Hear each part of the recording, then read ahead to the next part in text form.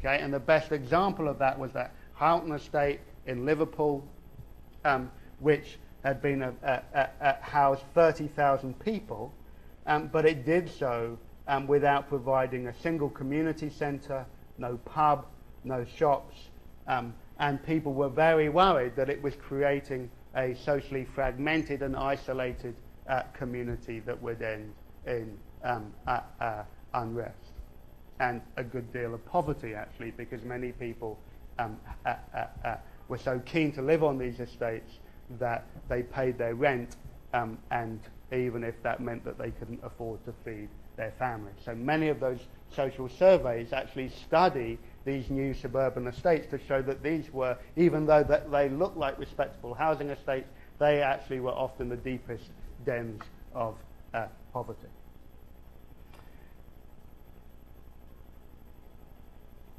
In the 1920s, the Ministry of Transport begins to plan the road network. Sort of amazing that this hasn't happened before. But because cars are becoming more popular, suddenly roads have to get numbers, and you have to have the organisation of traffic and pedestrian law.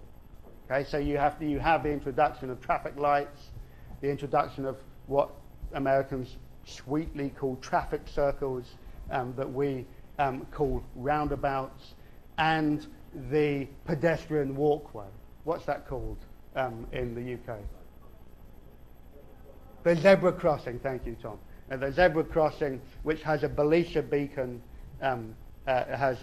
Belisha, I think he was a lord, was the head of the Ministry of Transport, and so they put these poles with a big orange flashing light on the top that was known as Belisha beacons. So anyway, my point is that the transport system begins not to be planned so much as numbered and ordered. And the next stage was the beginning of the process of restricting unplanned housing development, which begins in 1935 with this Restriction of Ribbon Development Act. So ribbon development is this development, unplanned development along roads without sufficient communal resources.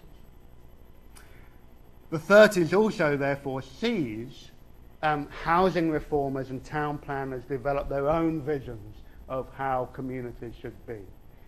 New model estates, rather like Titus Salt and Robert Owen and and the Garden City movement that I talked to you about in the 19th century. And John, later Lord Simon, who was a Liberal member of the a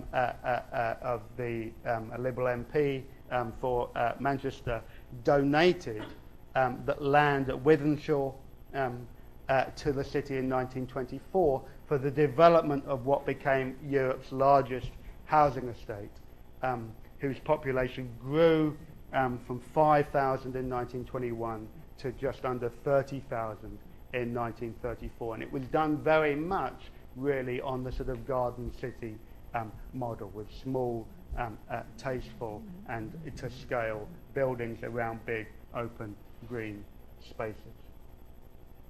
It's at this time that you get the development of schools of civic design and urban planning, and probably the key figure here is a man called Patrick Abercrombie, who was a professor of the School of Civic Design in Liverpool and then became professor of town planning at University of College London.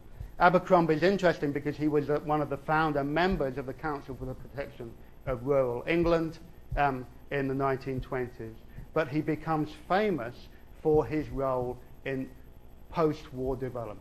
That is the beginning of the planning of the reconstruction of British cities after the Second World War. So you'll hear a lot more about Abercrombie. My point is that town and urban planners are doing those social surveys to try and figure out what's the best way to build a community. What's the best way to try and keep society together through town planning. And finally,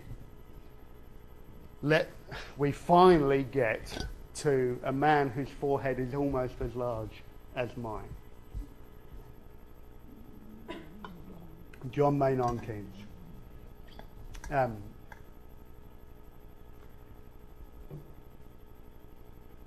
Keynes had been a civil servant in the Treasury during the First World War, clearly a very brilliant young man, straight up from being an undergraduate at Cambridge. But he leaves the Treasury in 1919 because he becomes very disillusioned with the punitive conditions, the economically ruinous conditions imposed upon Germany in the Treaty of Versailles. Okay? Basically makes him sick, and he leaves the job. And he writes this very famous book, The Economic Consequences of the Peace, in 1919, which in many ways becomes the document that informs the response to the Second World War. Basically, in many ways, if you want an explanation of American involvement in Europe after the Second World War through the Marshall Plan, the beginning of that is really articulated in Keynes's The Economic Consequences of the Peace. That you have to reconstruct societies and economies, not punish them.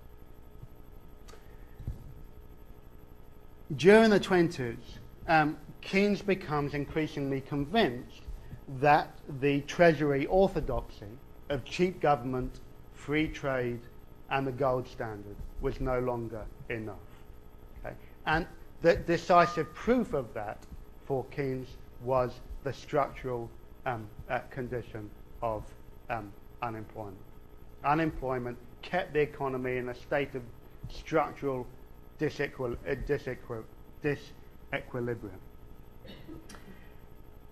And because it proved so hard to direct the economy through wage control or through interest rates and inflation rates, what you had to do instead was stimulate demand by creating employment on big public infrastructure projects. So for Keynes, the very worst thing that you could do was do what the British government tried to do through the 20s and 30s, which is reduce government borrowing, cut public programs. What he wanted was the reverse, that you spend your way out of a depression. You spend your way to stimulate demand, which will create jobs, improve wages, and therefore stimulate more production. And of course, as we all know, this becomes the governing philosophy, not just of Roosevelt's New Deal, but arguably of European social democracy throughout the 1940s through to the 1970s.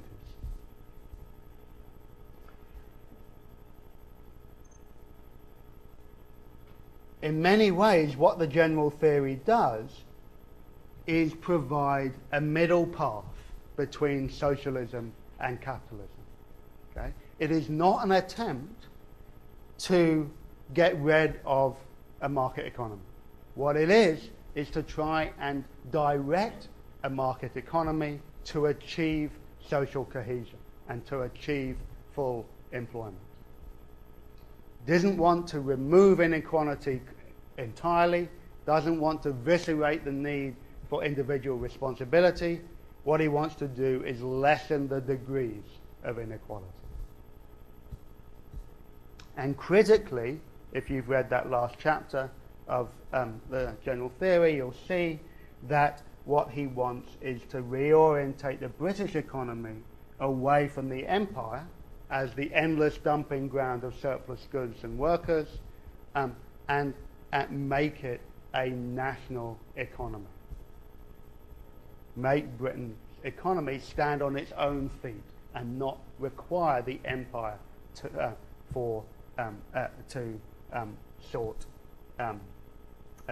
resolve its contradictions.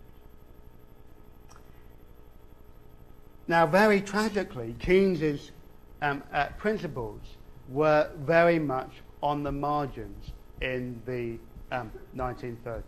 Lloyd George was a big fan of his work in the 1920s in the Liberal Party, but the Liberal Party had basically been displaced by the Labour Party after 1924, and therefore didn't really weren't really of any influence anymore. And the other big follower of Keynes's approach was Oswald Mosley of the British Union of Fascists. Okay? And Mosley, as we'll see next week, never really managed to command a mass following. So again, rather like Abercrombie, rather like Beveridge, Keynes is going to become one of the key figures for the rest, well, not quite for the rest of the 20th century, alas, but for certainly the period of the 40s and the 50s and the 60s. He rejoins the Treasury during the Second World War and basically becomes the dominant economic policy maker in that era.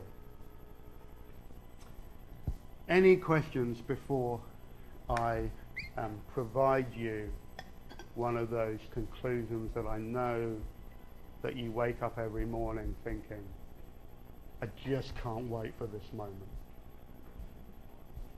Any questions?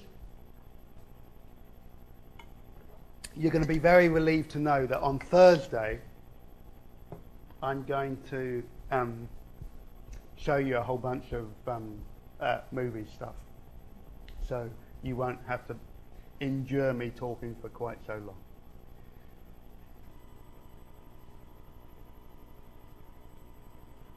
So what I'm suggesting to you in this lecture, if the last lecture was really about the attempt to turn the clock back and to go back to a vision of a sort of peaceful and stable liberal Britain, this lecture is really about looking forward. Okay? It's looking forward to the world that was going to emerge in the second half of, well, in the 1940s and in the period after the Second World War. And I'm suggesting to you that the key way that you can explain that change is in the economic crisis that follows the First World War and the complete recalibration of the global economy as a consequence. Britain basically, after the First World War, still has the largest empire in the world, still has the largest economy in the world, but it is rapidly being displaced by the United States, whom is now its creditor. Very, very similar story to the position that we are now in the United States in relationship to China. And just as we're in the midst of a great economic downturn here, that we're sometimes allowed to call a depression, sometimes allowed to call a recession, and we're not quite sure what's going to emerge out of that. We're not quite sure whether, to be blunt, it's going to be the Tea Party or the Occupy Wall Street view of the world. Okay, and you know, it'll probably be neither, but somewhere in between. So the economic crisis of the 1920s confronted Britons with a similar type of choice. Okay, and I'm suggesting that the way that they begin to go, very slowly, very incrementally, still, you know, hanging on to all those old things, or trying to hang on to those old things, but very